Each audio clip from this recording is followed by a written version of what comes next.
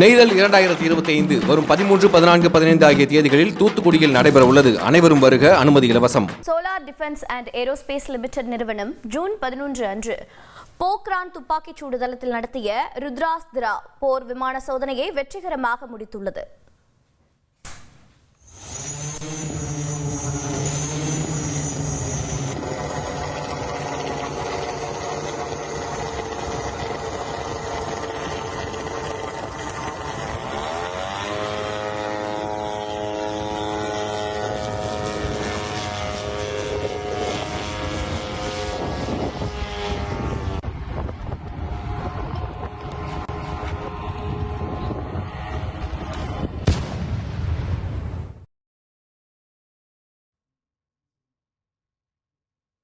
இது பற்றிய கூடுதல் விவரங்களை செய்தியாளர் ரமேஷ்குமார் வழங்கிட கேட்கலாம். ரமேஷ்குமார், வணக்கம். இந்த சோதனைக்கான நோக்கம் என்ன? தற்போது வெற்றிகரமாக நிறைவு பெற்றிருக்கிறது. அடுத்து என்ன?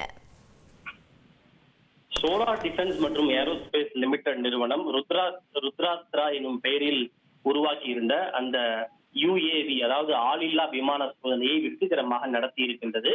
இந்த solar defence and aerospace limited என்பது பாதுகாப்பு அமைச்சகத்தின் கீழ் செயல்படக்கூடிய ஒரு பொதுத்துறை நிறுவனமாகும். இது ஹைபிரிட் VTOL, அதாவது take off and landing, voluntary take off and landing என்று சொல்லப்படுகின்ற இந்த ஆளில்லா விமானமான ருத்ராஸ்திராவின் சோதனையை தான் வெற்றிகரமாக நடத்தி இருக்கின்றது. குறிப்பாக இந்த சோதனை என்பது ராணுவத்தால் வகுக்கப்பட்ட இலக்குகளுக்கு ஏற்ப இருப்பதாக தெரிவிக்கப்பட்டிருக்கிறது. இது முழுக்க முழுக்க இந்தியாவிலேயே தயாரிக்கப்பட்ட ஒரு ஆளில்லா போர் விமானமாக வந்திருக்கிறது.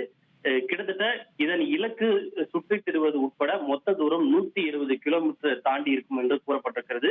தோராயமாக 1.5 மணி நேரம் தாங்கும் திறன் கொண்டதாக இது வடிவமைக்கப்பட்டிருக்கிறது. நிலையான நிகழ்நேர வீடியோ இணைப்புடன் 50 கிலோமீட்டருக்கும் அதிகமான பனி ஆரத்தை உள்ளடக்கியதாக இந்த ருத்ராஸ்திரா என்பது வடிவமைக்கப்பட்டிருக்கிறது. உங்களுடைய தகவல்களுக்கு நன்றி ரமேஷ்குமார். நெய்தல் 2025 வரும் 13, 14, 15 ஆகிய தேதிகளில் தூத்துக்குடியில் நடைபெற உள்ளது. அனைவரும் வருக, அனுமதி இலவசம்.